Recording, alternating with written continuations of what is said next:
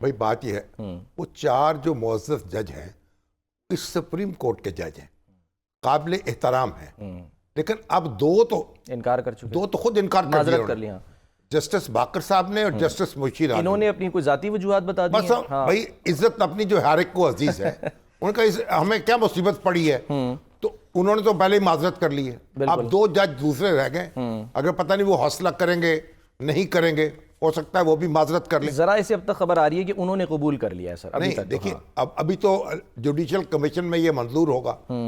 अब एक मसला ये पैदा हुआ है कि अब अगर आगे जो मुकदमात होंगे उनमें ये जज बैठेंगे तो पीटीआई ये कह रही है हमारे जो आगे मुकदमात आने वाले हैं उनमें ये जज हैं जो हमारे खिलाफ फैसले दे चुके हैं और ये फैसले हमारे खिलाफ देंगे। अच्छा। अब यहाँ भी बड़ी दिलचस्प बात है। हाँ, ये भी है सही। पहली बात यह है कि अब एक सी चेंज आ चुकी है सुप्रीम कोर्ट में, यानी सुप्रीम कोर्ट, आज का सुप्रीम कोर्ट वो नहीं है जो जस्टिस उमर अता बंदयाल का सुप्रीम कोर्ट था, या साकिब निसार साहब का सुप्रीम कोर्ट था, या इफ्तिखार चौधरी साहब का सुप्रीम कोर्ट था। उस वक्त चीफ जस्टिस को बेंच बनाने का इख्तियार हासिल था बिला शिरकत गैरे। अब ये जो है, ये जो काजी फाइज ईसा का सुप्रीम कोर्ट है उसमें काजी साहब के पास ये इख्तियार ही नहीं है कि वो बेंच बनाए। सही। उन्होंने देखिए वफाकी हुकूमत जो थी इसने एक कानून बनाया प्रैक्टिस जिसमें प्रैक्टिस एंड प्रोसीजर एक्ट, उसमें यह कहा गया कि बेंच बनाने का इख्तियार जो है वो चीफ जस्टिस के पास नहीं, तीन सीनियर जजों की कमेटी के पास होगा। सही। अब वो है, उसमें जस्टिस मंसूर अली शाह साहब हैं, जस्टिस मुनीब अख्तर हैं। सही। तो मेजॉरिटी जो है एक वोट का चीफ जस्टिस का है और दो दूसरे अरकान के हैं। ठीक है। तो अब काजी साहब जो थे उन्होंने सबसे पहले तो ये फैसला दिया कि जस्टिस बंदयाल का स्टे खत्म कर दिया। ठीक है।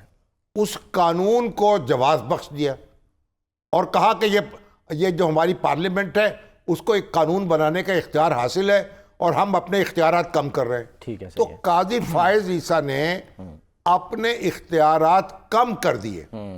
ठीक है। जिस तरह हमारे आसिफ अली जरदारी साहब कहते हैं ना कि 18वीं तरमीम मंजूर हुई उनके दौरे सदारत में 2010, तो सदर के इख्तियारात कम हो गए उसमें, बिल्कुल सदर की डिस्क्रिशनरी पावर कम हो गई, खुद ही उन्होंने हवाले किया और उन्होंने कहा जी मैंने खुद अपने इख्तियारात पार्लियामेंट के हवाले कर दिए। इसकी वो दाद वसूल करते हैं। सही है। उन्होंने रुकावट नहीं डाली। 18वीं तरमीम में यानी प्रेसिडेंट जो है उसके इख्तियारात कम हुए। ठीक है। और पार्लियामेंट के बढ़ गए।